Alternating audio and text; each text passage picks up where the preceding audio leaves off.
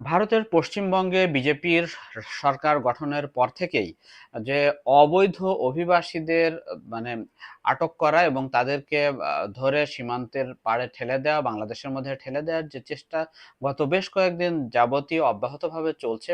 পুশব্যাককে নিয়ে একটা অমানবিক পরিস্থিতি তৈরি হয়েছে বাংলাদেশ ভারত সীমান্তে। তো ঠিক সেই ঘটনাগুলোকে নিয়ে একটি রিপোর্ট প্রকাশ করেছে হিউম্যান রাইটস ওয়াচ, আন্তর্জাতিক মানবাধিকার সংগঠন।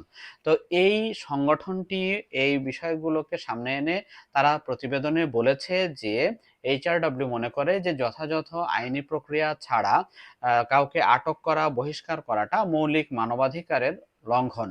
তো এছাড়া মানুষকে খাদ্য, পানি, আশ্রয় বা চিকিৎসা সেবা ব্যতীত মুক্ত আকাশের নিচে ফেলে রাখা নিষ্ঠুর, অমানবিক এবং অবমাননাকর আচরণের শামিল হতে পারে। তো এই বিষয়ে আজকে আমরা কথা বলবো খুব সংক্ষেপে। ভারতের কর্তৃপক্ষ পশ্চিমবঙ্গে বসবাসরত অনেক মুসলিম বাঙালিকে ন্যূনতম আইনগত প্রক্রিয়া ছাড়াই জোর করে বাংলাদেশের দিকে ঠেলে দিচ্ছে, এই কথা উল্লেখ করে উদ্বেগ প্রকাশ করেছে আন্তর্জাতিক মানবাধিকার সংগঠন হিউম্যান রাইটস ওয়াচ। তারা মনে করে যে এই প্রক্রিয়া অন্যায় এবং অমানবিক। তো মঙ্গলবার এক প্রতিবেদনে মানবাধিকার সংস্থাটি এই প্রতিবেদন প্রকাশ করে এই উদ্বেগ জানিয়েছে।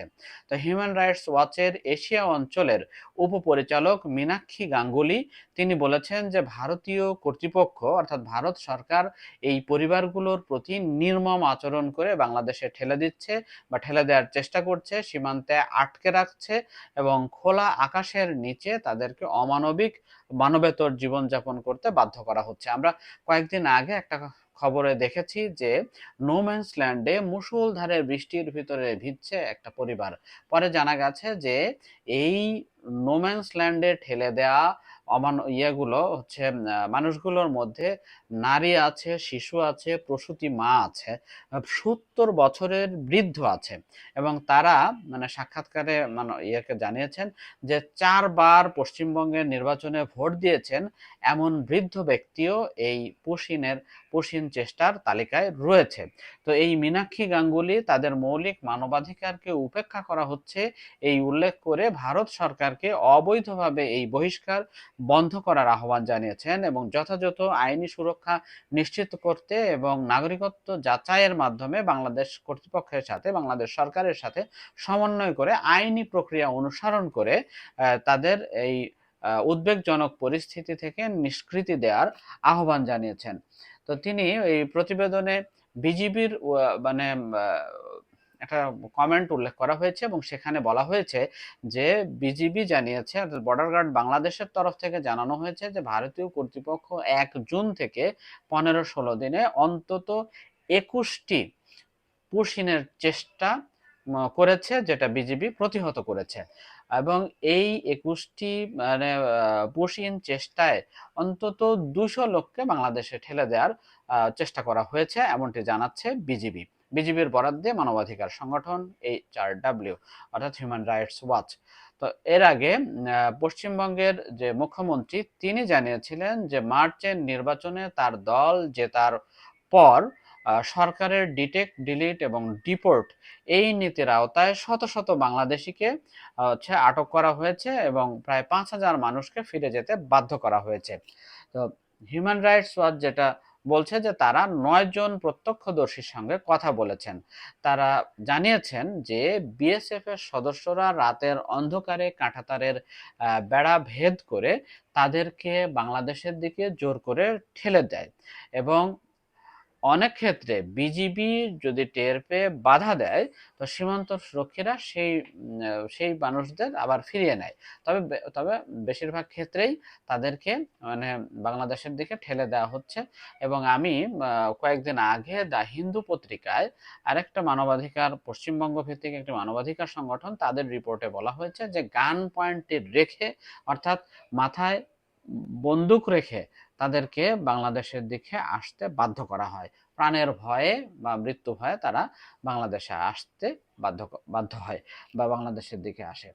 তো এই এই মানুষগুলোর যে অমানবিক অবস্থা, তো এই অমানবিক অবস্থা উল্লেখ করে এই প্রতিবেদনটিতে ব্যাপকভাবে উদ্বেগ জানানো হয় এবং সেখানে বলা হয় যে মার্চে পশ্চিমবঙ্গের নির্বাচনের ঠিক আগে ভারতের নির্বাচন কমিশনার যে একটি নিবিড় সংশোধন ভোটার তালিকায় করেন, যেটাকে SIR হিসেবে মানে পরিচিত। তো এর মাধ্যমে 90 লাখেরও বেশি মানুষ ভোটার তালিকা থেকে বাদ পড়ে।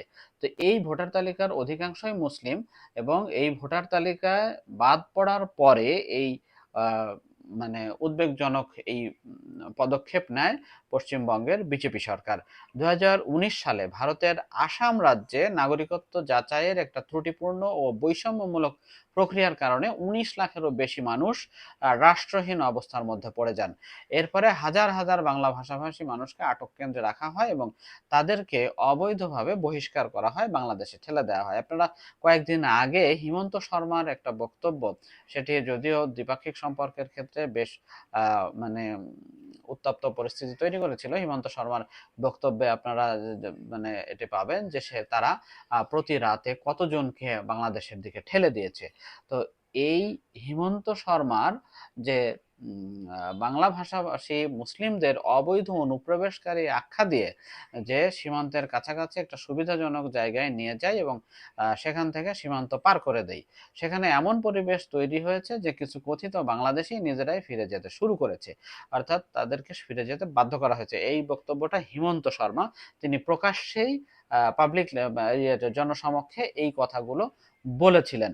অর্থাৎ মানে পশ্চিমবঙ্গ, শুভেন্দু অধিকারী শুধু একাই না, এবং তার সাথে যোগ দিয়েছেন আসামের যে রাজ্য সরকার সেও। তো ভারতীয় কর্মকর্তাদের দাবি যে বিপুল সংখ্যক এই বাংলাদেশি অবৈধভাবে ভারতে বসবাস করছেন, তাদের স্বেচ্ছায় ফিরে যাওয়ার প্রস্তাব দেওয়া হয়েছে এবং সেই প্রসঙ্গ টেনে হিউম্যান রাইটস ওয়াচ বলছেন যে কোনো ব্যক্তি যদি অবৈধভাবে কোনো দেশে গিয়ে থাকে এবং সে যদি তার নিজের দেশে ফিরে যেতে চায়, তাহলে তার আন্তর্জাতিক মানবাধিকারের মানদণ্ড অনুযায়ী প্রাপ্য অধিকার, তার হক অর্থাৎ তার পাওনা অধিকারটুকু তাকে দিতে হবে। কাউকে বাধ্য করে, কাউকে অমানবিকভাবে মানবেতর অবস্থার মধ্যে ঠেলে দেওয়া যাবে না বা বহিষ্কার করা উচিত নয়। তো সংস্থাটি যেটি বলছে যে সাক্ষাৎকারে অংশ নেওয়া কয়েকজন অভিযোগকারী তাদের মানে অভিযোগ জানিয়েছেন যে তাদের পরিচয়পত্র, অর্থ ও ব্যক্তিগত জিনিসপত্র পর্যন্ত কেড়ে নেওয়া হয়েছে, যা কোনোভাবেই গ্রহণযোগ্য নয়। তো সবশেষে হিউম্যান রাইটস ওয়াচ বলছে যে যাদের বহিষ্কারের চেষ্টা করা হচ্ছে তাদের জন্য ভারত সরকারের মৌলিক আইন অনুযায়ী সুরক্ষা নিশ্চিত করা উচিত।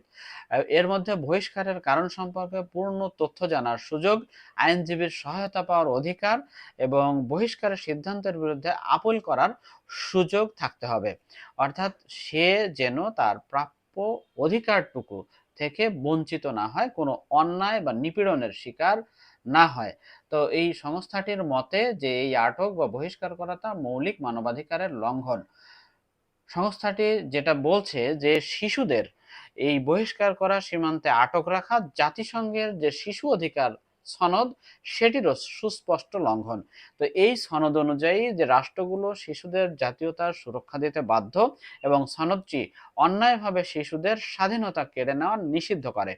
আপনারা জানেন যে জাতিসংঘের যে বেশ কয়েকটি মানে সনদ রয়েছে, এই সনদের মধ্যে শিশুদের অধিকারের সনদটিও বেশ গুরুত্বপূর্ণ এবং বেশ কড়াকড়িভাবেই অনুসরণ করা হয়। তো যে মীনাক্ষী গাঙ্গুলির কথা বলছিলাম, যে এই এশিয়া অঞ্চলের উপপরিচালক, তো তিনি বলেছেন যে জাতীয়তা যাই হোক না কেন, কোনো মানুষকেই দুই সীমান্তরক্ষী বাহিনীর মাঝখানে খোলা মাঠে রাত কাটাতে বাধ্য করা উচিত নয়। এ ধরনের বহিষ্কার অভিযান বন্ধ করার জন্য তিনি ভারত সরকারের প্রতি আহ্বান জানান এবং তিনি মনে করেন যে সীমান্ত ব্যবস্থাপনার কারণে আর কখনো মানুষের মৌলিক মর্যাদা যেন ক্ষুণ্ণ না হয়, তা দুই দেশের সরকারকেই নিশ্চিত করতে হবে। তো আপনাদের একটা বিষয় মনে করিয়ে দেই যে পশ্চিমবঙ্গে যখন নির্বাচন হয় তখন কিন্তু শুভেন্দু অধিকারী ও বিজেপির মূল ট্রাম্প কার্ড এটিই ছিল যে পশ্চিমবঙ্গ মানে বিপুল সংখ্যক অবৈধ অনুপ্রবেশকারী বা বাংলাদেশি অনুপ্রবেশ ঘটেছে এবং সেটি মূলত ভারতের মানে পশ্চিমবঙ্গের ভোট ব্যাংককে প্রভাবিত করছে এবং ভারতের নিরাপত্তাকে বিঘ্নিত করছে, বেকারত্ব সমস্যার ক্ষেত্রে সংকট তৈরি করছে।